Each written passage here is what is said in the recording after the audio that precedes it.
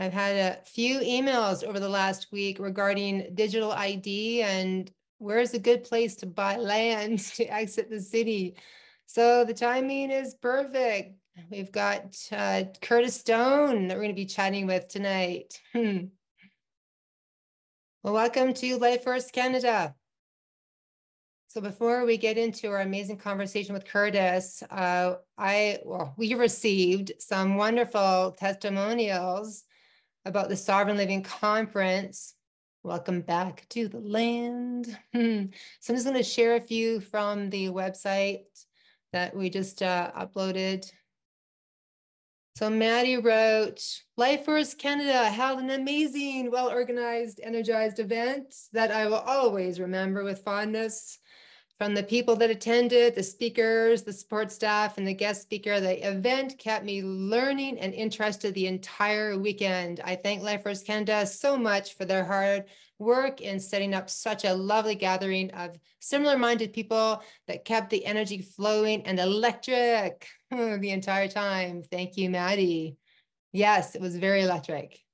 Rising up above fear, living above the line in the freedom frequency of life. Corrine wrote, within the first hour, the start of the conference, I could feel the presence of God deep in my heart and throughout the room. At that moment, I knew that I was meant to be there. I've been on a journey of truth and freedom for 28 years. As the 2 days unfolded, I could feel a sense of hope running through my veins. The speakers were a wealth of knowledge and provided the tools needed on the road to freedom. I can't thank Life Force Canada enough for this outstanding conference and look forward to many more opportunities to come. Warmest regards, Corrine. Thank you. Beautiful words. And then Gage wrote, the conference not only gave the knowledge and tools to empower those who came, but gave the opportunity to meet those who shared information they otherwise would not have discovered. For the people who came for the 2 days, most, if not all, had to have felt compelled to make a difference within their own lives. Thank you, Gage. Thank you, everyone. I know we've got a lot more comment forms that are coming in. Grateful to all of you. Beautiful. Okay, so let's just breathe in life force, energy. Just feel into a sense of what's changing for you and what new ideas and inspirations that you have that maybe been percolating and are ready for a deeper level of clarity. Now, you would have received an email from me as well. The Together We Rise online course starts this Wednesday, October 2nd, 7 p.m. Mountain Time. So this course was created for those who are ready to, again, live above the line and put themselves first. I know it can be a foreign concept to make yourself a priority. So many people are giving from an empty cup, and we need to learn how to fill our cup up and then give from the overflow, okay? Yes, you cannot pour from an empty cup. The people in your life that you want to help are going to need you to be the best version of you. So again, once you've enrolled, you have the opportunity to connect with me on 3 live group coaching Zoom calls. That's going to be 1 per month. So I'm going to share a powerful activation on how to really let go of limiting beliefs, those sabotaging belief system. That keeps us in fear of government or authority or whatever it is outside of you in the matrix. So this is where you are here to take the future into your own hands as you rise up into self-governance and create your own vision of a beautiful future, heaven on earth, right? You've heard me say this before, everything that is not built on truth is crumbling. And as you rise up into higher levels of consciousness, you're going to see everything in that matrix, as an illusion, as many of you already do. And then our fears begin to dissolve, and we discover this infinite power that we have as a living man or living woman. And again, with this level of awareness, you see that the matrix has no control over you. And that's what we're going to be talking about today. So Curtis Stone, founder of Freedom Farmers, joins us this evening. What started as a channel about urban farming quickly evolved into one of the world's largest communities of people seeking a lifestyle of freedom and self-reliance. So I'm going to let him introduce himself. Welcome, Curtis. Hi, Karen. Thanks for having me. So great to have you here. I met you briefly at the Acapulco airport. Oh, yeah, Last- that's where I'd seen you. Yeah, okay. yeah, so that was last February. And so, Yeah, yeah, we finally have you here, which is there we amazing. go. Happy to Uh, be here. Good, good. Okay, so there's two topics I wanted to cover with you today. So first is homesteading, and then the second is law of the land, so legal versus lawful, etc. So for those of you who are just learning about you, can we start with a bit of your background, and can you just share your journey as to what really inspired you to become an urban farmer, and then the inspiration to move into homesteading in Kelowna, and then where you are now? Been a truther for 25 years. I've been a conspiracy theorist for 25 years. And I actually kind of wear that term with pride because there is something to looking into the matrix and asking the questions like, why are things the way they are, right? And that, I think that's probably what was might have motivated you at an earlier age as it was for me. And my dad told me about the Federal Reserve, when I was 20 years old, driving me to college to study music in Nelson, BC at Selkirk College. And ever since then, I've been on this journey. And I always ask the question is like, why do I have to work so hard and then just pay rent? That always fundamentally bothered me. It's like, well, we're children of God. Why can't we exist? There's these chains on us in every way. So I've always been driven to find out why that was and look for remedy in a way, and many different ways, actually. And urban farming at the time was one way for me to obtain some level of freedom, at least take some aspect of my life, my material life, and take control over it in some form of sovereignty, right? Growing your own food, you would probably agree, is a step toward sovereignty in one way. And that was kind of what I had.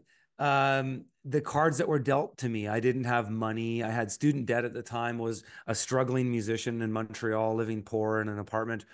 And but when I came back to BC, I really felt compelled to do something. And there's a whole backstory to why that came about. And it's maybe another time. But I started to farm because I felt like, yeah, I want to take control of my life in one way or another. And if I can make a living out of it, great. And so I did make a living out of it. And in fact, it turned into it was a life changing turn in the road for me because it got me in a direction that I didn't know would go that way. Originally, I just was like, I want to grow food so I can take control of my life. And if I can make some money at it, great. Otherwise, I'll be happy to have a side hustle somewhere else. Um, it turned into a bunch of things. I wrote a book. I ran that business successfully for 10 years. I wrote a book called The Urban Farmer that is still a bestseller amongst urban agriculture books available anywhere. Um, with the success of that book, I also started a online course. So in 2016 is when I published my book and started my first online course. And from that moment, especially in the online world, it led me in a totally different entrepreneurial path. I've built multiple online courses. I built a platform that hosts courses with other content creators and a whole community. And we run a really cool program called the Homestead Accelerator, where we actually find land of active real estate listings and publish that listing to our members to say this is a good homestead, and we kind of review them and such. So it's gone in a whole different a bunch of other ways. But during the COVID show, and I was well awake by when COVID was starting. When it started, I was like, yeah, this is the new world order. I knew what was going on. And I knew I had to get my family out of the city because I watched my neighbors be pleasant people that we would talk to every day. I always said to my neighbors, if anything you can reach in my garden, because I had a pretty nice fence around it, but anything you can reach, you can take. So I built this, sort of abundant reputation with my neighbors and had a lot of goodwill. And during COVID, I watched them turn into paranoid, SS informants where they're peeking out the blinds to see if my little beautiful blonde hair, blue eyed children are wearing masks, you know, it got crazy. And so we left the city at that point. I mean, at that point too, I was a fairly well-established online entrepreneur. I had a business. I have bought and sold businesses in the US and Canada. I've done a lot of different things, starting from urban farming, but literally urban farming and coming over those, as you mentioned in your introduction, those limiting beliefs was the big stepping stone for me to get to where I am today, where I'm, a proud father of two, married. We live on the land. We're as off grid as you can be, really. We're totally off grid with power. We burn about 100 liters of diesel a year. That's it, to supplement our solar at the cloudiest time of the year. I've got 3 greenhouses. I've just been harvesting like a madman the last couple of days, getting everything out of the field. We have 3 sources of water. Uh, we're in a very rural area with little to no cell service, so I rely on satellite internet to come to you today. But that's kind of where I'm at today, and all of that was made possible by my hard work for the last 10 years. I often tell people, not that I'm really a millionaire. I guess I am in some ways if you look at what I have, but I don't have $1 million in the bank. As I say, I had to become a millionaire so I could be an agrarian. Mm. And that's the weird thing about the world we are today, is that our all the like the matrix has many layers, right? There's the commercial law system, commerce and maritime, and we'll talk about that a bit. But there's also just supply chains and things that you need, and you can become a slave to the matrix in many more ways than one, right? And we've become so dependent on supply chains and things like that to just live. And I've always known this. I mean, that was one of the main reasons that motivated me to get into urban farming and want to be able to grow my own food, was sort of the possibility of the apocalypse, if you will, the proverbial apocalypse. Is, well, shit, if I can at least grow food, I'll be a useful person to have around. I might not have money or land or anything, but if I'm at least a good farmer, somebody will find a use for me somewhere. And that was kind of always in the back of my mind, what I carried with me as I moved through this journey of sovereignty. But it was that really motivated me to do all this stuff. And it's cool to be at a place where I could literally survive an apocalypse to some degree now. But it's always getting better. It's a constant project. This project alone on this land that I'm on right now has been a 3-year building project. And I'm not even in my house yet, though we will be in a couple months. Are you in the Kelowna area still, or? Not really. We're in the Kootenays. Oh, okay. I lived in, you probably know where this is, Cooper Creek, Meadow Creek, Argenta area. Yeah, it's Mhm. by Caslow. Yeah. But yeah, Yeah, totally. beautiful So area. yeah, no, we're out here and it's lovely. It's God's country. We're in super rural. I can't see any neighbors around me. We're on a little ridge looking down into a valley. But we bought this property at a bargain because I knew things about it that most people didn't see. And that's actually what I teach people to do in a lot of our Freedom Farmers content in our Homestead Accelerator program. We do these reviews of property and we get on Google Earth and we can analyze really. I can tell you with 99% certainty if it's a property you'll want to buy or not by just doing that. And so I do that all the time. But I did that before I bought this property. And when I got to this property, there were things right away I could tell just from my knowledge of geography that there were opportunities here that nobody else was seeing. And so I bought this property for $250,000. It's 40 acres. And in BC, that's unheard of. But it in the sense that it had bad access, so it had a long driveway that wasn't a lot of work needed to be done on it. The property was off grid, therefore most people couldn't get a mortgage on it because it's hard to get insurance when you're off grid.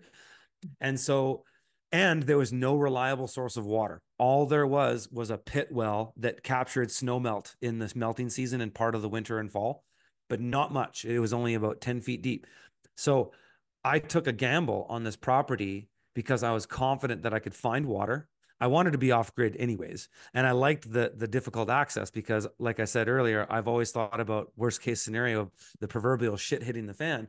So a long driveway that has multiple switchbacks that climbs 300 feet in elevation is a good strategic defensive point. Brilliant. And so, all of those things and my knowledge allowed me to see an opportunity that most didn't. And I think there's still, even right now, there's opportunities inland And in real estate, if you can find those things, especially going into 2025, because I don't know if you pay attention to these kinds of things with mortgages and property sales, but we're hurting right now. And like BC is brutal. It's been like some of the worst year reported many years. Nothing's selling, everything's sitting. I've seen some places in Kelowna drop as low as 300,000 in price and still not selling. Mm. Um, and in 2019, the highest amount of Canadian real estate transactions happened, and it was 68.9% of the market bought homes for themselves in that year at the lowest interest rate at the highest valuations. 5 years later, that's 2025, 2024. Right. Right now, if you get out on the street and talk to people, a lot of people aren't renewing their mortgages. So there's a lot of properties going up on the market. But if they're getting foreclosed, foreclosures typically take a year to go through their full legal evaluation and to come into force and effect. So it could be right now that we're in, and I can't prove this, but I'm kind of making this hypothesis based on just what I'm observing, is that we're in a phase right now where there's a lot of foreclosures getting ready to foreclose. And in 2025, we could really start to see that. And then we could see an absolute bloodbath Mm. in equity markets because people are going to lose the value in their home because they need they need a shotgun sale, but everybody else needs a shotgun sale. So what happens when everybody's got a shotgun sale at the same time is the price goes down. So I think we could start to see something like that. And so there could be some opportunities for people who have set themselves up right now. And I even tell some of my clients, if that are wanting to sell now, because you're not going to get a better price later. And you could get into something like Bitcoin, which I'm totally into Bitcoin, not crypto, but Bitcoin. And you could see that double in value in a year when the real estate market Mm. halves. So I think there's opportunities, needless to say. I sent out your YouTube link to our members regarding your top picks in Canada and the US for buying land. I love those videos. So Mm-hmm. could you maybe share what you look for? Like, for example, just, BC or Ontario? Yeah, there's fundamentals typically, and I will say that not everybody's homesteading context is as important as mine, and that's actually really important to get your head around before you start looking for land and thinking about plunking down somewhere and starting a project, or maybe you're looking for something turnkey. You want to really understand a couple things. The first thing is your own context. So, what do you need in your life to have a property be comfortable for you, basically, and meet your needs? And then two, the things that you're negotiable on and the things that you're not negotiable on. So you might say it's a non-negotiable for me to be visible on a main road. That's a non-negotiable. So I'll disregard all properties that have that out of the gate. Forget it, not even interested in looking. But then a negotiable might be I'd like to have a long driveway, but not so long that it makes a lot more snow work for me in the winter. That's negotiable. And that's what it was for me. And because my driveway is a kilometer long, and on a big snow dump day, I'm on there maybe a couple hours, and so it does take work, but it was negotiable because it was a risk that had or it, not a risk, but it was something that had more upside than it did downside for me, so it was worth it. So you gotta kind of think about those things for yourself, and then I would say if you're applying my context, I'll give you what I generally look for and what I advise most clients to buy. The one caveat here is that if you're looking for what I'm looking for, you're really rural and you're not near a lot of services. So if you need to be close to a big hospital like Kelowna General Hospital, my criteria isn't what you're looking for. You might need to apply some of your own context to it. But what I'm looking for is what I say in BC, and actually this is quite in general in Canada, everywhere really, is high and dry and in the trees. So out of the valleys, up on the high sides, eastern to south aspect is best and in the trees. And some people might say to me, "Oh, Curtis, you're crazy. It's fire country out here. You're going to get burned out." There's always a risk of fire, and you can manage a forest to not be to be very fire resilient. I've done that here on my property. I've thinned acres of forest here. There's no bottom fuel. It would take a lot to burn those trees. But that's what I generally say. And the other thing I say is you want to be where there's less concrete. So dirt roads are good, but at what cost? You got to think about, okay, how long of a dirt road do I want to drive down? But what you'll find, and you might find this funny, is there I've kind of philosophically put this out there because I'm a guy who does a bit of legal cowboy stuff. I'm a conspiracy theorist. I'm a homesteader. I've got all these different contexts, but I say there's a direct correlation between the amount of concrete surrounding you and the amount of tyranny oppressing you. Hmm. Okay, so imagine living in downtown Victoria, concrete everywhere, buildings, highways, byways, overpasses, government buildings. Easements, things that are managed by the state. And it really makes sense because when there's more stuff there and there's more money there needs to be more management of it. And as I say to people, where the money flows, the policy goes. So you want to be away from that stuff. So simply be away from the concrete. The more away you are from the concrete, the less government you will feel. Now, the beautiful thing about that statement is if you actually apply it, it actually can solve 90% of your problems in an oppressing, like a COVID type scenario like we saw, or something worse that could escalate to what we see with some of the stuff that the UN cronies tell us they're going to do, right? But generally, if you're away from bureaucrats, you'll see them less. It just makes sense. So then you take something like that and then go into the law stuff and find a lot more interesting options. But that's what I say to people is high and dry in the trees, away from large amounts of concrete. But it's best to be close to a town.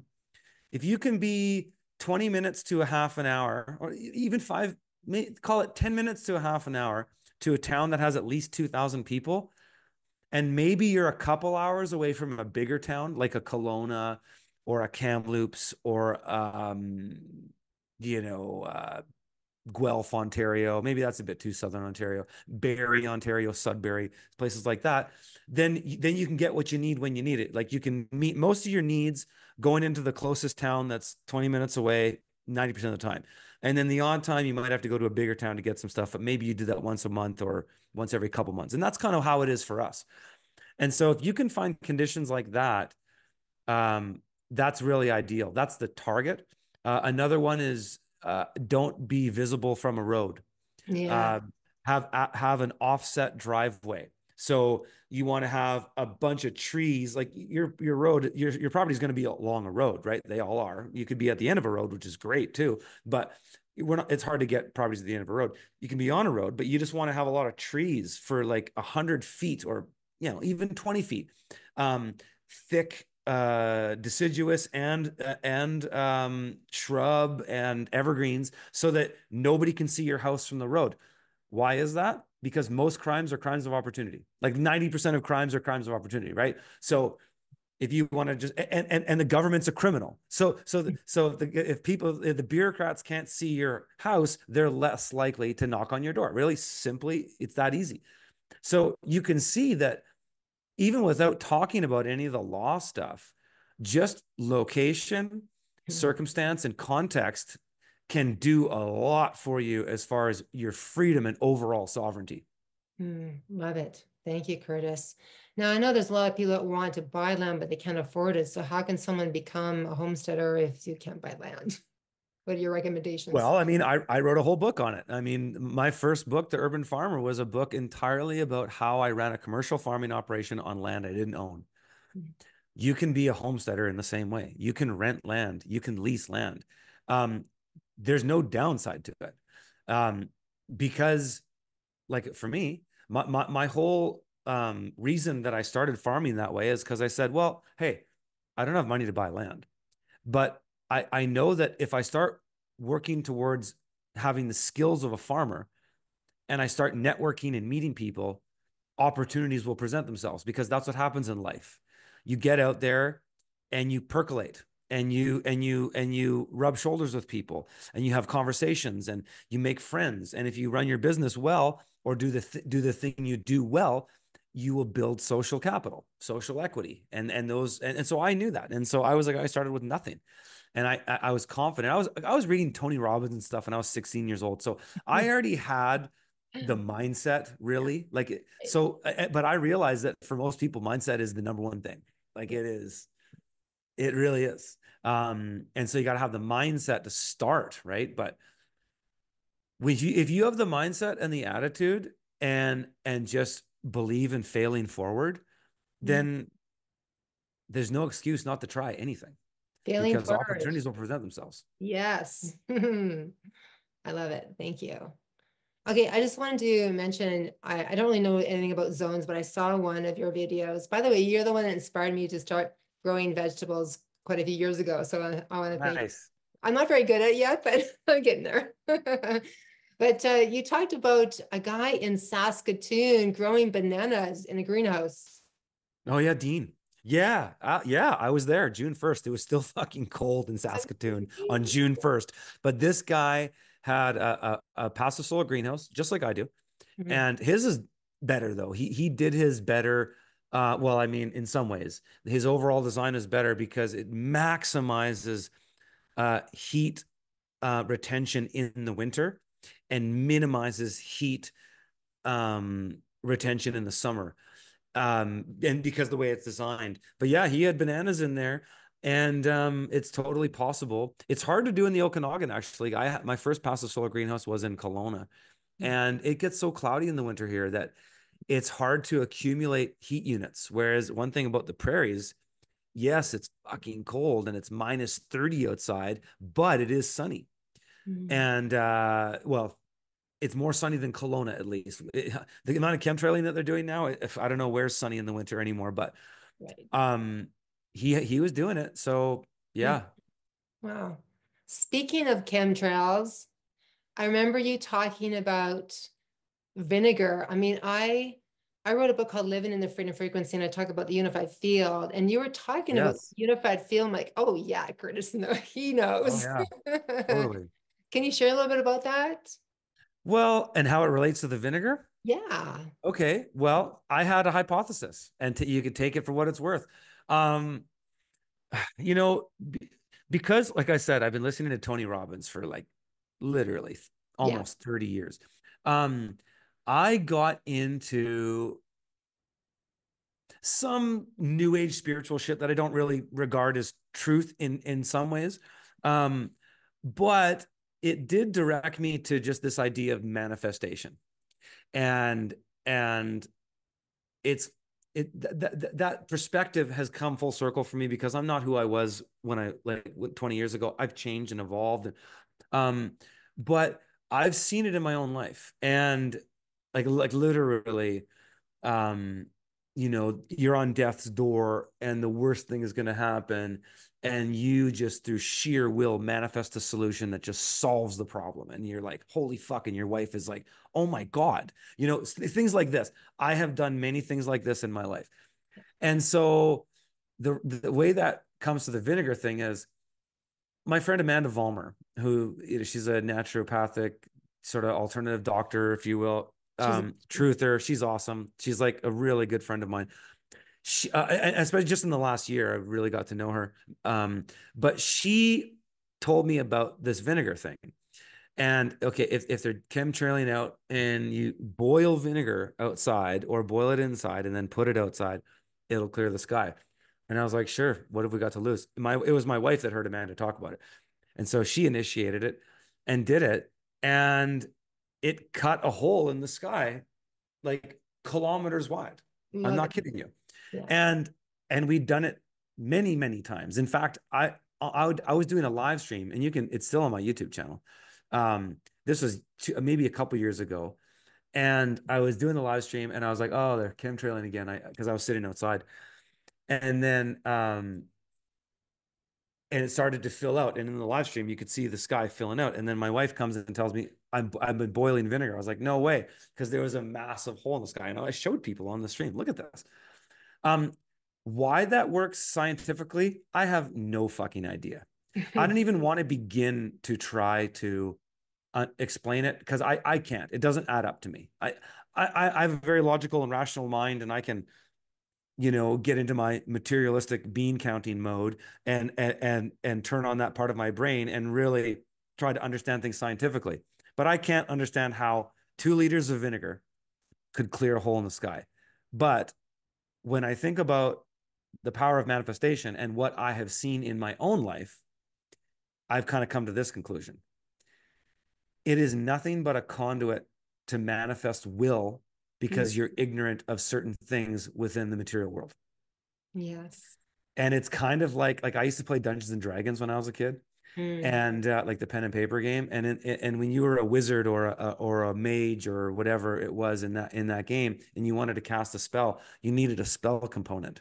So and this just all comes from pagan shit. And I'm not a pagan, and I'm not saying putting out anything that what I'm saying is just take it for what it's worth, is that you had to put things together to create and manifest. And I mean, even think about some of the dark stuff in esoteric stuff like Crowley and the pentagram and all the ritualistic shit that they did. There is something to ritual, okay? And I'm not promoting ritual in one way or the other, but I wonder if that's all the vinegar is it's a conduit to something to expound your will, because you can't understand it one way. You need something as a conduit to get you there. That's my theory on it. Take it for what it's worth. I love it, Curtis. Thank you for that. Okay, let's pivot and talk about legal versus lawful. Most of our members are very aware of the fraud that's been placed upon us, and how we're being sold and traded in the stock market. And many are learning to discharge debt, seeking remedy. You've been talking about food and land for so many years, and now you're teaching private law workshops. Yay, which is fabulous. And I'm just curious on what was the pivot, I guess, for you in flipping the switch from what you've been doing to, it's only this year that I've discovered that you are now teaching private law workshops on, remedy in that. So I'm just wondering, what was that defining moment that said, yeah, I want to start creating these workshops to help those who are ready to take responsibility and learn about private law? Yeah. Well, it was a combination of things. I mean, I've been doing remedy for myself for years. Been finding solutions to problems that fall on my lap, basically, as far as the state's concerned. And then during the COVID show, I started to get pissed because it was like, okay, I can put up with the New World Order with their GMOs. I can put up with the banking shit. I can put up with a lot of it. But then they started, propagandizing the masses and destroying businesses. And I started to get pissed. Um, that's when I really started to seek real remedy, like going deep taxes. Um, and then where I just started to, without fear, reply to everything that they threw at me. And and I'm and I don't like to tell too many I don't like to some stories I can allude to and stuff, but I kind of have a rule with this stuff, is that I don't share private stuff publicly.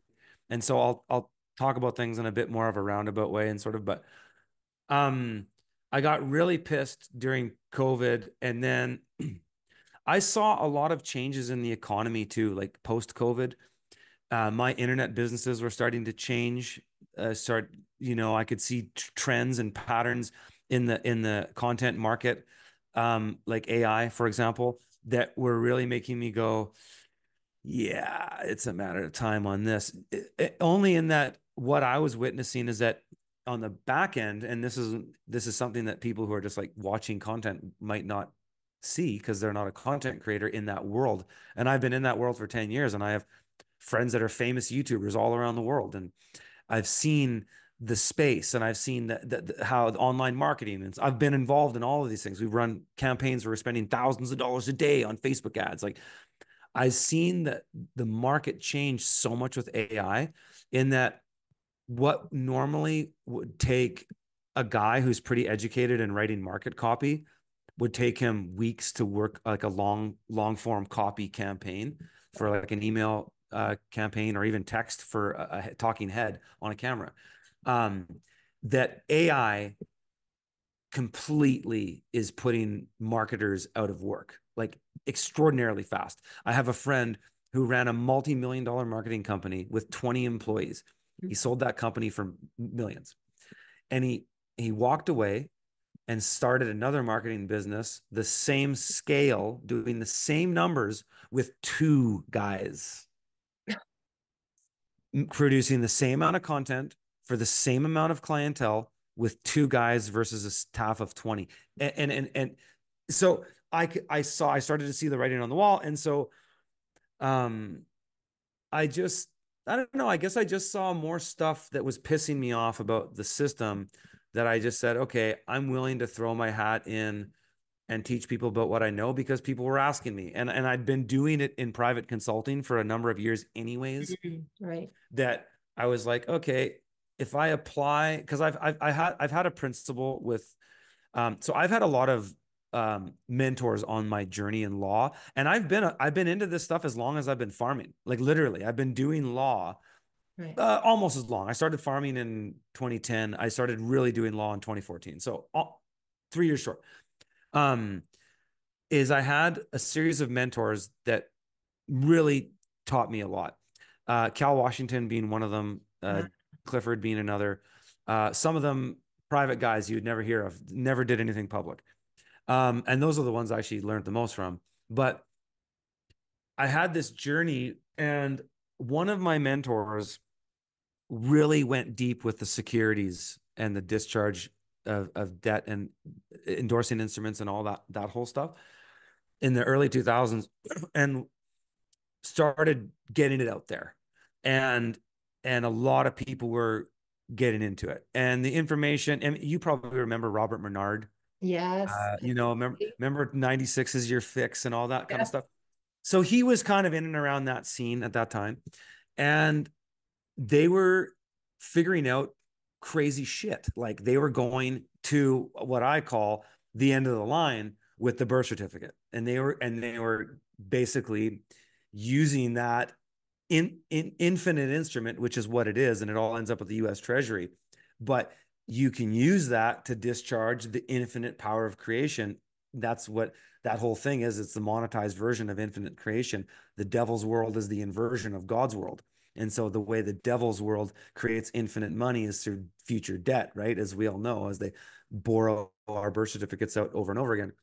And so one of my main mentors there, his rule was that, oh yeah, no, where I was going with that story is that, and why how it became a rule is they went really far with securities, and, and basically discovered that that was the golden goose. And I agree that it is. And it is the thing that if the matrix loses control of that, like it's fucking over, right? Yeah. And frankly, I don't want to be the guy to start that revolution, and this is why.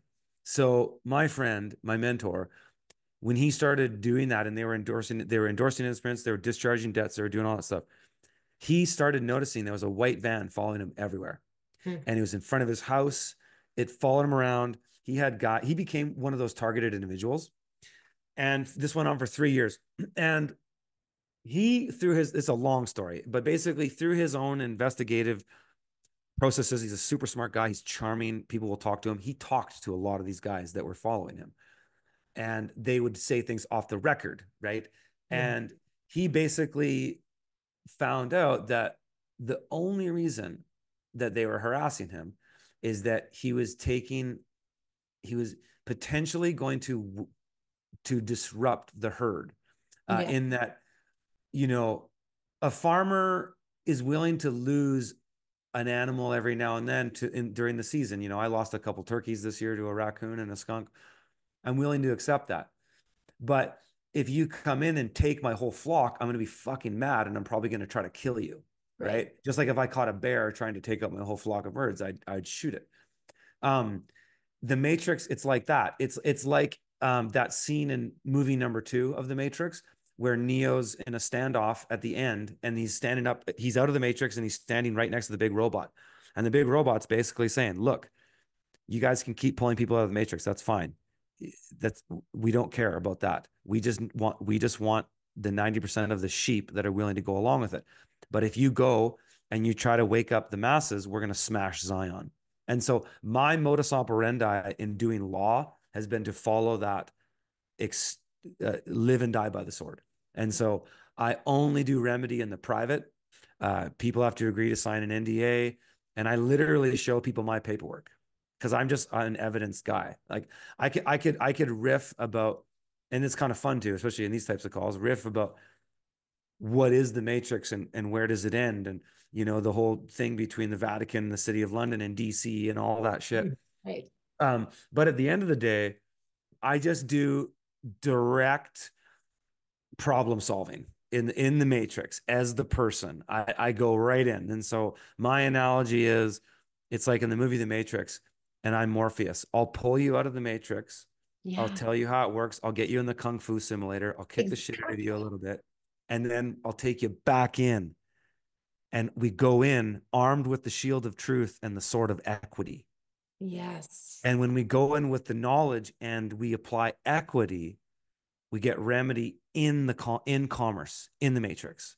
And so the moment that for me, the moment that I stopped trying to play the name game and do status correction and discharge, I just started getting remedy all the time. I'm not trying to be right.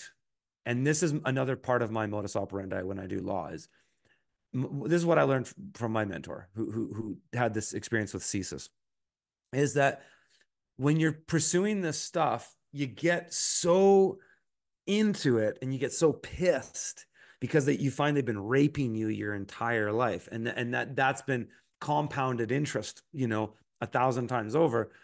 But you get mad about it, and then political things like COVID happen, right? And then trucker convoy, and you get wrapped up in a bit of the truther stuff because you're pissed and you can see, flagrant uh displays of tyranny. And but then when you start to get a remedy, you find that it's always there. It's just way easier to get when you stop trying to be right and just try to win. And so it's a dichotomy of being right versus winning, justice versus equity. And so you want justice. Yeah, you'll get fucking justice. You want to go and be right, rah, rah, F Trudeau, take the system down, all these guys rallying, shit disturbing, making noise, being controversial. That's justice. That's trying to be right. I go to equity, which is to go to the heart of the matter, to settle the matter peacefully without controversy. I take my stuff and I walk away quietly because I Mhm. don't care about taking down the king, because I know who wins in the Bible.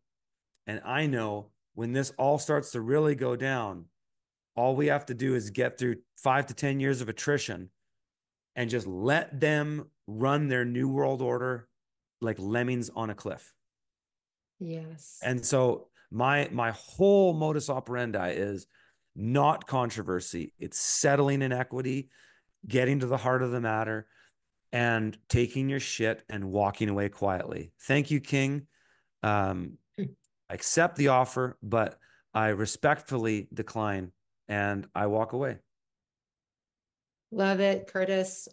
We just had Kel Washington speak at our Sovereign Living conference. Yeah, Nice. he's Cal's still a good buddy of mine. Talk to him all the time. love it, love it. Yeah, I like what Brandon says. He goes, if I'm going to be a target, I might as well be an informed target. Yeah, Uh, absolutely. And you know what? The way abs- I do this shit, I'm not looking for trouble. no, I'm just helping people get equity totally. and just settling the matter peacefully and honorably. Because Yeah. the thing is, it's like it's this whole dichotomy, and you can split it many different ways. Like I love the dichotomy of this. I keep, these books are on my desk, but I've got the Bible. Okay, that's the Jerusalem Bible, which is a combination of the Old and New Testament. And Lord and Yahweh and Jesus and all that is not all caps. It's written in title case, which Mhm. is interesting. But this is the truth. This is the color of the truth, right? We go between those worlds. But the thing is, if you want to stand in the right way, you have to be right with God, but you also have to be in honor with the devil. Yes. And I don't make the rules. That's just the rule. Because in the Bible, the God gave the devil the authority to administer the world. And Yeah. that's the fundamental part of the matrix, And a is it's lot an of, administrative paper system that's yeah, an inversion of God's infinite abundance and creation. So yes, in infinite abundance from God and manifestation, it's infinite. It comes out, it's for everybody, it's all loving. yes. What the devil did is he took the infinite capacity of the matrix, but didn't give it through love or truth, gave it through paper and miles of piles of paper. And so you can get it, and it is there. Like, I do believe you can go all the way to the birth certificates and to the US Treasury and discharge. I've seen it done. I know some guys in Texas that have done it. For us in Canada, it's actually the same thing. The QSIP number on your birth certificate, if you look up on the US code and look up the definition of a QSIP number, it's a number to register a security in the US and Canada. So Mhm. your birth certificate ends up at the US Treasury, which is far out. Um, but yeah, that's a whole rabbit hole. And it's incredible how most of humanity is not even aware that the devil is the administrator of this realm. No, and they just go along to get along, right? And so that's why I don't fuck with it, Yes. because it's a deal between God and the devil. And the Yeah. devil is going to run, he's going to run the script to its logical conclusion. And we can all see the writing on the wall. We can see where this woke shit goes, Yeah. like, and how where it's hitting walls, right? And it's becoming majorly problematic, and it's coming back to haunt society. And it's not going to work when they're importing 20,000 East Indians into Canada, in Toronto and Vancouver every single week. How long is the Pride Parade with men in S&M gear and strap-on dildos gonna last, when the majority of Canadians are like, what the fuck? No, they won't put up with it. And so we can see where it's all going. And that's why I just say, you know what? Some people call me a traitor for running to the hills, but I'm just like, no, man, I'm just following God's direction. And Yeah. that's for me, it's to be surrounded by God's creation. When you're in nature, when you're in the forest, you're surrounded by God's creation. When you're in Yeah. the concrete jungle, you're surrounded by man's creation. Absolutely. Yeah. What do you say about Kevin Costner again about Waterworld? Oh, Waterworld. Yeah, yeah, yeah. Well, the Waterworld analogy comes to a thing that I came up with. What, because like, again, the way I found remedy is to just go right into the matrix. Like, I don't care about the person. I don't care. I'll be the all caps name. I don't care. Um, is What I say to people is, if you want to live without rulers, you first got to learn the rules.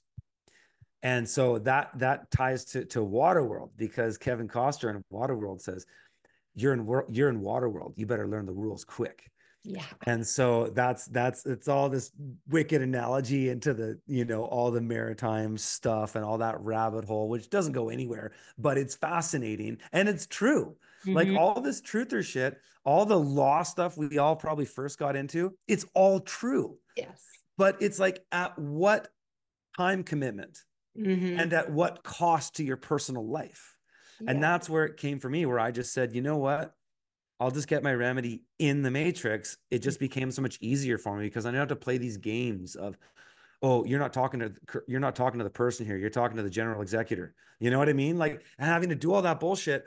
And there's remedy in that stuff too. I'm not slandering other people's processes out there. There's many things that work, Yeah. but I've just found I just go for the weakest links, and then do the things that require the least amount of time at the least amount of cost. And then I'll take it, because it's like, I'll take a win where I can get it. If I can get 95% to freedom, and Hmm. that solves most of my problems, that's good enough for me, because that last 5% might be the last 5% you spend your life fighting to get.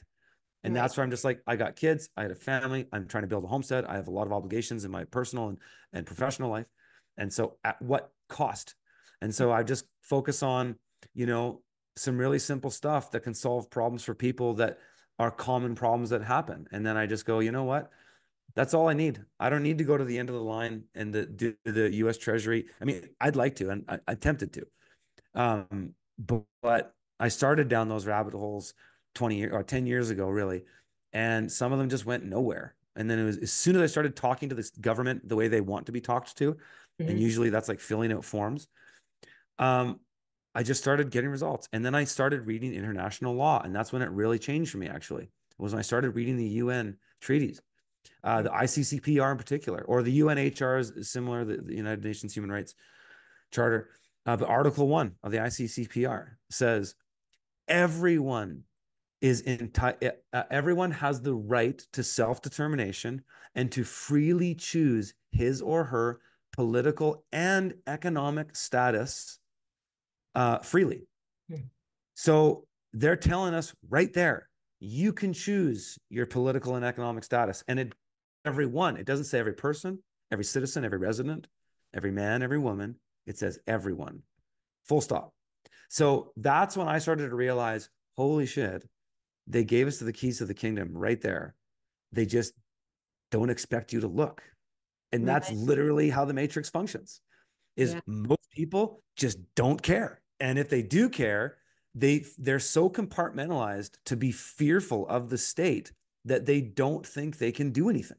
So Mm. they just and so they want you to assume everything. That's why the language in this dictionary, you look up the same word in this dictionary or Webster's, it's not the same word. No, not at all.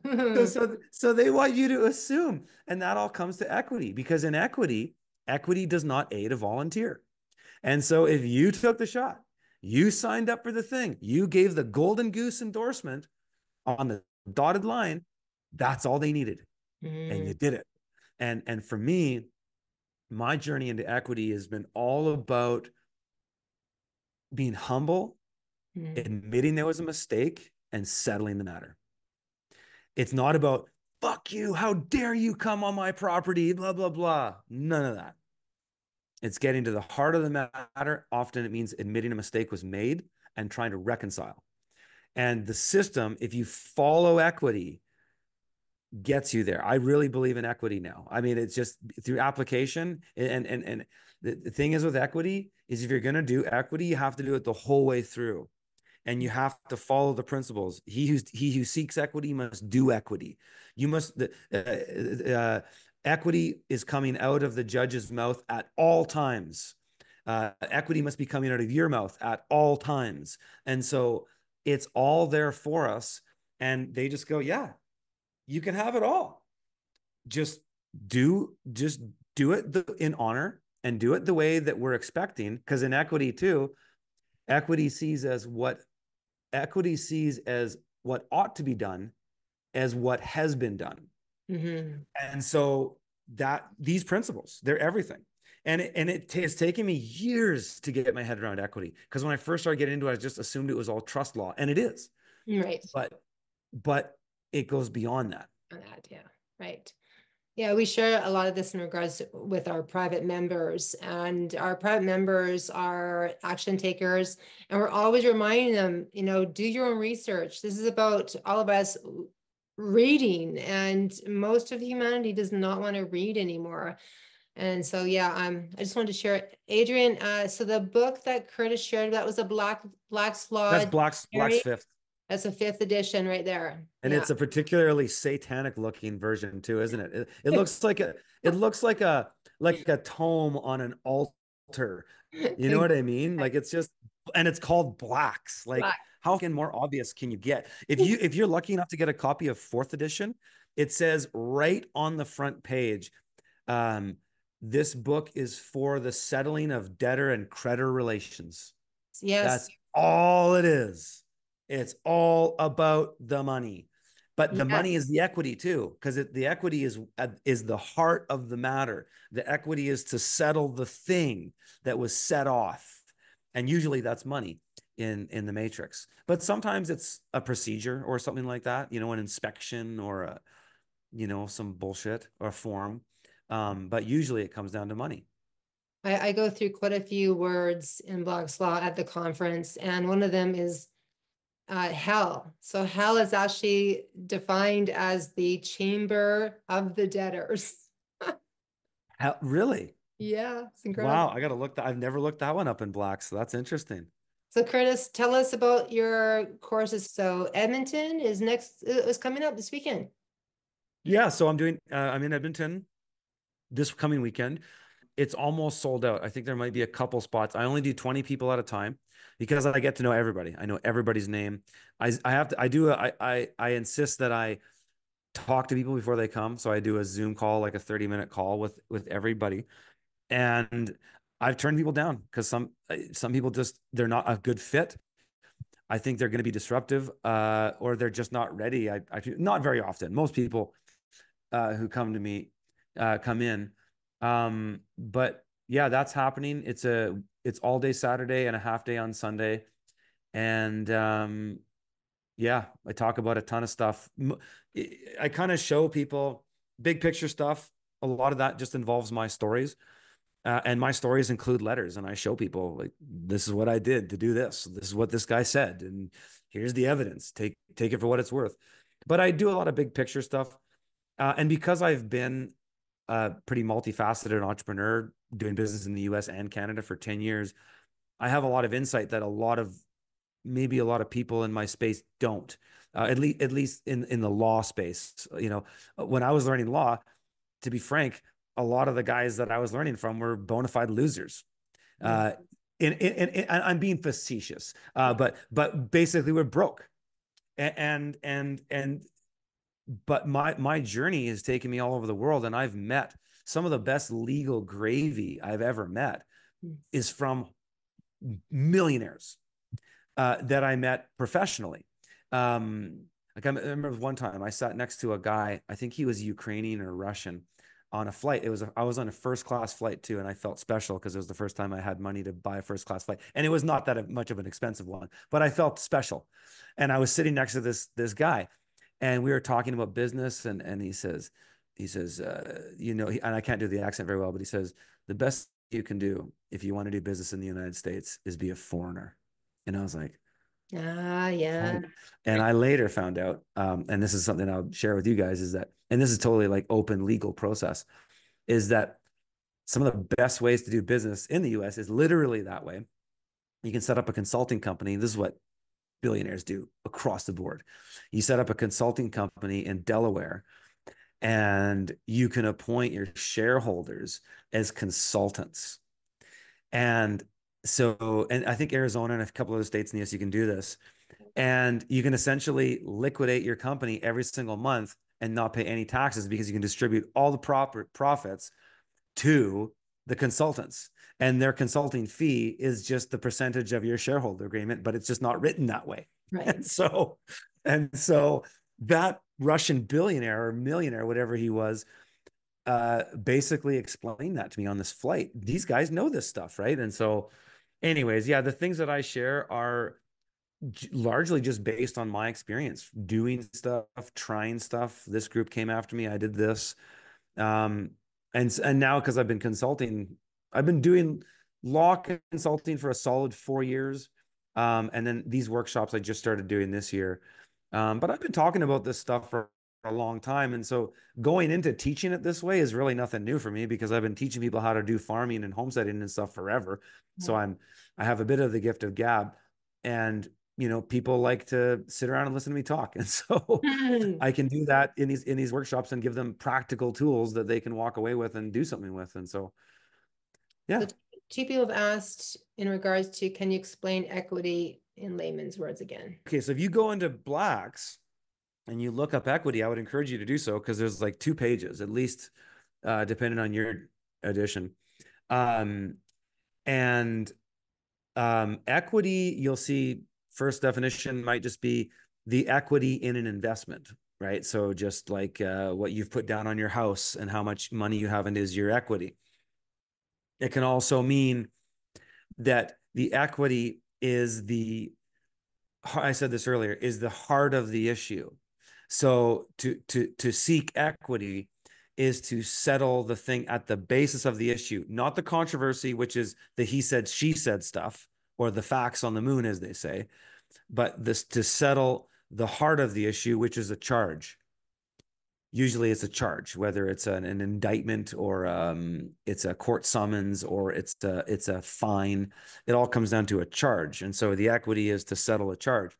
But then if you go into the maxims of equity, which is where you'll expound upon the idea of equity, is that equity was the first sort of maritime law that we had historically. So the conventional history, and there's all kinds of rabbit holes you can go down on this, but the conventional history of law is that we had old law, we had, you know, canon law, we had all kinds of different law. We ended up in the British, the Anglo-American establishment, Anglo America, US and Canada and the Dominions and all that. We ended up with Magna Carta, which was common law, and common law became the law of precedence. And so the law of the land became the law of precedence. And then the law we have today is kind of a combination. It's a shit mix of Roman civil law, common law, and equity. And equity is the tradition that came out of trust law, which is all still here today. You just didn't know about it. And because trust law preceded statute law, the principles of trust law have precedence in statute law. And this is where you had the courts of chancery. So there used to be courts of law, and then there was courts of chancery. And so the court of chancery and equity became a way, because common law became burdensome, it became difficult, and it didn't always, because if you had a perfect precedence every time and there was the same case every time, it worked fine. But if the case became more nuanced and complicated, the precedents no longer worked, and then they found that it was unjust. So equity came out of the tradition of, let's try to settle a matter based on the equity, which is the heart of the issue. And it really just comes down to money. It comes down to charge. But it is the foundational law. And if you can understand equity, because there's maximum of equity, but there's also legal maxims. But the equity is about the stuff, the heart of the matter. And if you can understand it, and literally it takes years to get your head around. I seriously, when I first started learning about equity, I was only looking at it from one angle. Now I see it from all these different angles, which I just illustrated. And actually, you know, I should have just read Equity in Blacks earlier. I was going on other stuff. I got into a couple different legal gurus and stuff like that, and I wasn't really getting into equity. But if you read it, if you read everything on Equity in Blacks, you can really start to get your head around it. But it does take time, because you need to understand the maxims, and then you need to start thinking about more scenarios in your mind where that maxim applied, and then you saw it applied and you're like, oh yeah, that's why that was that way. Huh, interesting. And I find the beautiful thing about equity is it's the boilerplate of the New World Order, at least from what I can observe. And Mm. maybe somebody could tell me otherwise, but I think like Bill Gates and George Soros and all of them, they all practice equity. Yes. And that's why they don't have their hands on anything, right? Because he who seeks equity must do equity, or clean hands. You know that you got to come with equity, and so they don't touch anything. Bill Gates has got shell corps, shell trusts, foundations. His name's not on anything. He's away from it all, and he just manages it that way. And so, in a way, he kind of spares himself cosmic justice, which in a way is equity, partly in that equity is the heart of the issue. And so if they follow the rules, they get equity. And so he who seeks equity does equity. So they do equity and they get equity. Brilliant. Law for Mankind, somebody I just saw in the chat, is an absolute bullshit waste of time. And I don't say that lightly. I only say that because I've had probably a half dozen clients this year that I have had to unwind their hairball mess because of shit they were doing with man on the land stuff. So I absolutely would encourage people to not even waste their time on that. And I don't say that lightly because I know those guys have good intentions, but they're getting people into a mess. There's no remedy in doing that stuff, in my opinion. I just don't see it. Everybody I see doing that stuff's just getting deeper and deeper into trouble, and it's not worth it. So, um, yeah, I'm just right in legal process, and in fact, I have lawyer clients, to be honest with you. I Mhm. work with actual lawyers. The way I work with lawyers is different than, like, I'm not working with a lawyer to have somebody represent me and be an attorney at law. I use attorneys uh, on a couple cases, just they're involved in the case because there's litigation following some other stuff. Um, or I just have attorneys be my special attorney where I just get them to do research for me, because attorneys, that's one thing they're really good at is if you throw some case law at them, they can go through it pretty quick and get you an answer. And so I actually find that useful. Whereas in the early parts of my legal journey, I was like, no, if anybody's on the bar and they're a bar card attorney, they're a sellout, they're part of the matrix.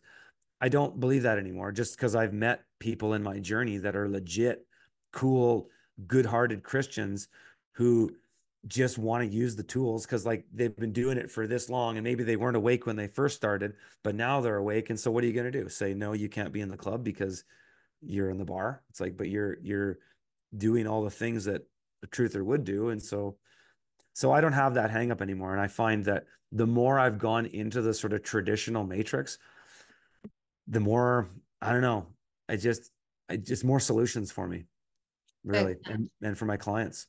Yeah, good. I just hung out with one of Canada's most amazing lawyers this weekend in Medicine Hat. She's a dear friend of mine, Doris, and she's here tonight. And she started Lawyers for Truth in Canada. Nice. Yeah. Right on. Yeah, she's brilliant. If the information is going to liberate you, it's very easy to make the case that it's worth it. But I also find that with this kind of information becomes a lot of responsibility. And because I've given up and walked away from this whole idea of trying to be right and fight and seek controversy, I don't want those people learning my shit, basically. Yeah. Because I don't want to fuck it up for everybody else like me. No, because that's like, right. yeah, I just don't, I'm so convinced in my spiritual belief that God will win and we will win, that I don't care about fighting the New World Order. No. I don't care about the election. I don't care about convincing woke social justice warriors that their beliefs are retarded. I don't care. A couple things I'm not, the two issues I get pissed about is the fucking chemtrailing and the mass migration, because it's insane and you see it. I mean, even if I can boil vinegar, and I do electroculture too, but even if I can do these things and I can keep the chemtrails off my property for the most part, they're still all around me. Like they're ecociding us everywhere. My livelihood doesn't just depend on the trees on my 40 acres. It depends on the trees of the entire boreal forest. And they're geoengineering it and they're poisoning the forest. And so I do get pissed about shit like that. But generally, I just go, well, you only got one life to live, and I gotta be a dad, and I gotta be available to my family, and I have to do other things than just solve other people's problems. I have to contribute in my community, contribute in my family. And so I've been motivated kind of in ways that way to sort of, solve complex problems for people. Because, even really, like even thinking about taxes, for example, 90% of the taxes in Canada are paid by 5% of the taxpayers. Right? So what does that tell you? It tells you that the only people that really pay taxes, I mean, real taxes, are the rich. And most people pay taxes, and it sucks. I get it. But so it's hard to solve and this is where I just go, I don't care about waking people up anymore, because to what effect? Yeah. Like, even if you think about, like, I understand the matrix is a money game, and I don't like it. I didn't make the rules, but I know them. Is that if I think about my force and effect, but how to do things without pissing the shepherd off, so that I like have Ceases follow me or kill me. It's better if I just solve more complex problems for less people and have a force multiplier without the masses, because the masses get us in trouble. That's why I don't want to be part of any resistance movements outside of resistance movements of resilience, resistance movements of, I want to be part of a parallel economy. I want to build and create, but I don't want to fight, and I don't want to seek justice. I just want the equity. I just want to win. Freedom lovers. Freedom lovers. Yeah, absolutely, Curtis.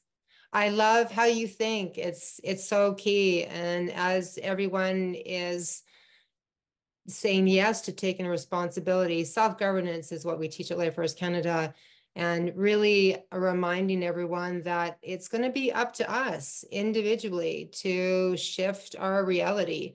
And I'm so glad that you mentioned about not focusing on elections, because I'm forever reminding our listeners, stop focusing on the federal, provincial, I know. You know right? what? I have to say, I have been observing a relentless propaganda campaign by the NDP. Like they're hanging on Mhm. by a wire, right? Because people fucking hate them, especially because they. I think what have they been in 8 years? They've been in power, or is it just four? But either way, they were in power during COVID. So there's a lot of middle class people that do not like the NDP, and I'm just seeing their propaganda. And I grew up in the NDP party, believe it or not. My mother was a fundraiser and an organizer for the NDP, and I got to know a number of NDPers in my teens and 20s.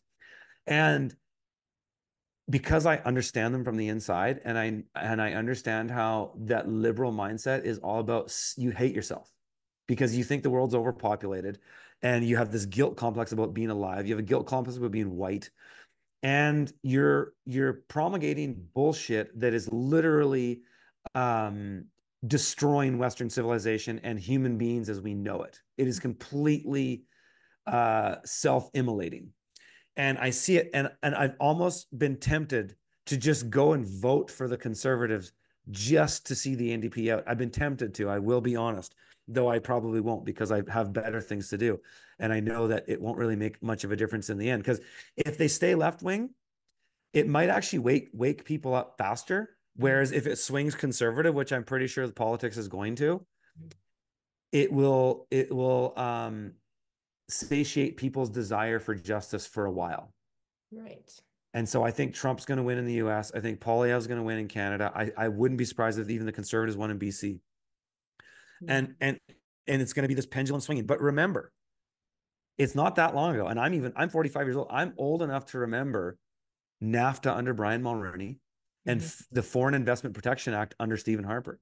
I'm Mhm. old enough to remember conservatives being flagrant globalists.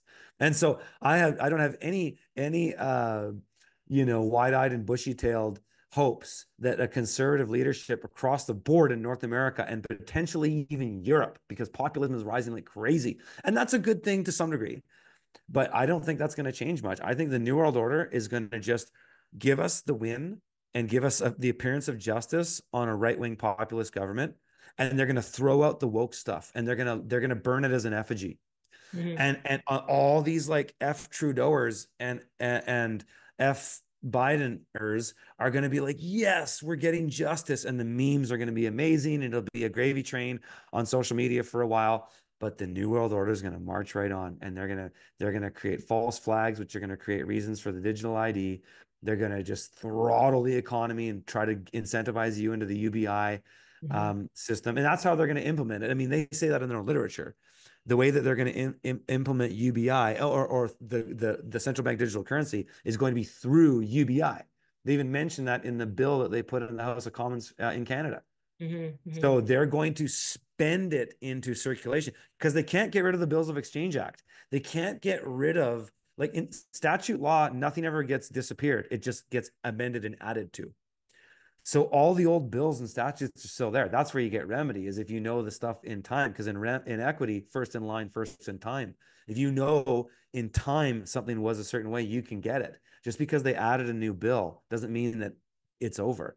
And that's why I don't get afraid anytime. Oh, did you see this new bill they're putting in? That's gonna this and this. Like, yeah, no, it can't. It only applies to corporations. Yeah, law is only applied through precedents in that Yeah. yes, whatever the latest bill is, call it something random. Bill C-90. Okay, Bill C-90 says that you need to bend over and take it up the Yahoo.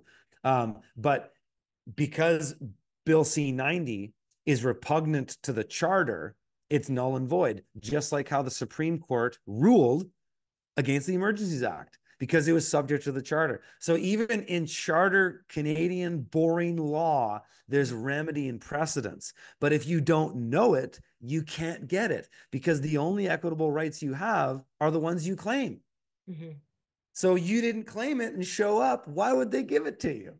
Right. So that's the whole thing, is that if we know this stuff and we have precedence and we know equity, they literally can't do anything to us.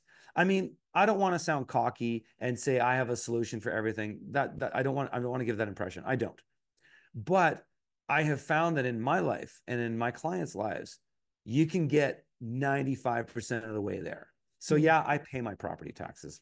Big deal. I don't get permits, so my property taxes don't go up. So it's things like that. And it's things like knowing where the end of the line is. Yes. Because every time you set off a process with the government, it's all procedure. It's Mhm. all paper. Like, have you guys ever seen that movie Brazil by Terry Gilliam? Remember that movie that came out in the early 80s? I've heard of it, but I The didn't see guy who made Monty Python. It is the best movie about the Matrix. It's better than the Matrix it. because it talks about this dystopian future scenario where the bureaucracy is so overburdened us that Mhm. it can't even function, and everybody just get, and it's there's literally paper flying. It's brilliant. But this system, we can find it, we can get our way through it. We just have to know the procedures. And the procedures are boring, I'll admit it. It's sexier to do law of mankind stuff that's like, I'm an infinite ball of light man, and I don't stand in the I'm not getting on the ship in the court and all that kind of stuff. But you have to really stand in that. And there's actually potential, there is remedy in that stuff. I know there is, because Mhm. all this stuff's true. It's just at what cost and at what amount of time. Yes. And so if you understand the procedures, then you just go, boop, boop, boop, here's your paperwork, here's your schedule, XYZ, and this and that and the other, and see you later. So is that are you referring then to the conditional acceptance or is it an Oh, affidavit? I mean, I have four. I do the four doors. I Okay. don't just do conditional acceptance. I do the four doors. Right, right. Like, so there's the four doors are this is the early Gordon Hall stuff, but it's great. Is when you're dealing with the matrix, there's only four doors you can go through. Door number one is acceptance, and with that is you look up accept. I encourage everybody to look up acceptance in Black's law. It doesn't mean exactly what you thought it meant. So, anyways, there's acceptance. There's denial or refusal, which always leads to belligerence, which always leads to acceptance. Or there's silence, and that's if you have the right to remain silent, anything you can or say will be used against you in a court of law. And through silence comes tacit agreement, which gets you back at acceptance. Or there's conditional acceptance.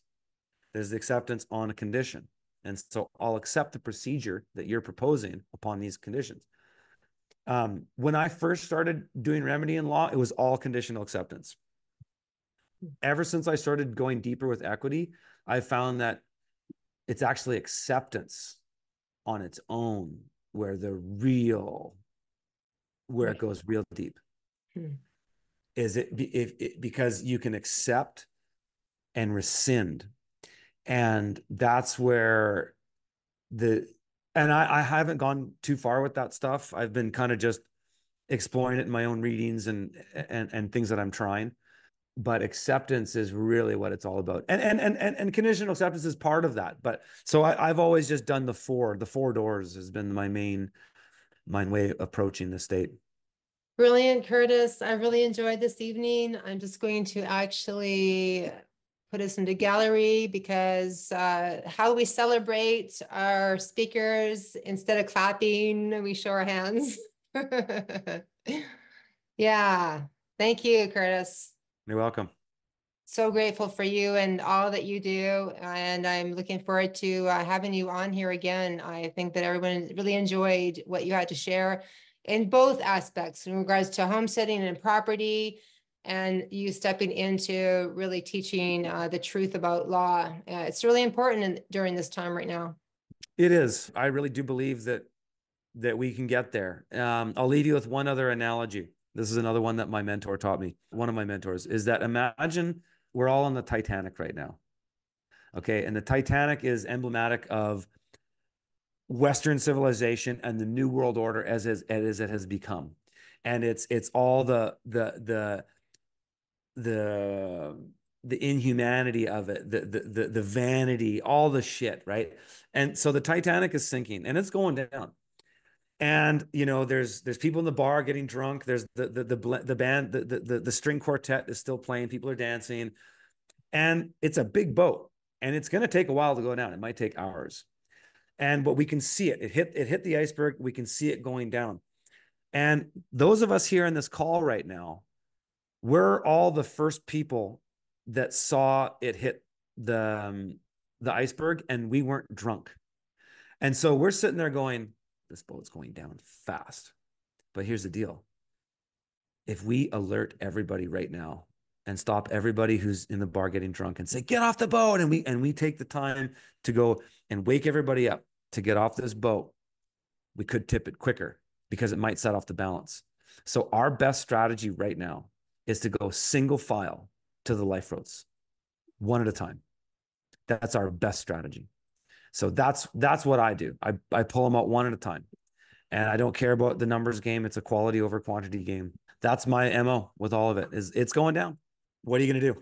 You're going to fight about it, or are you just going to get in that line and hope that your goodwill, ability to be honorable will get you there quicker? Single file, everyone. Wow. Love it, Curtis. Thank you All so right, much. folks. Thank you, everyone, for being here and standing for truth and standing for freedom. Love your hearts. Together we rise, everyone. Outstanding. Thank you. Folks. You're, I left my email address in there if anybody wants to reach out about the workshop. brilliant. Thank you. Thank you. Thank you. You're welcome. Thank you. Thank you.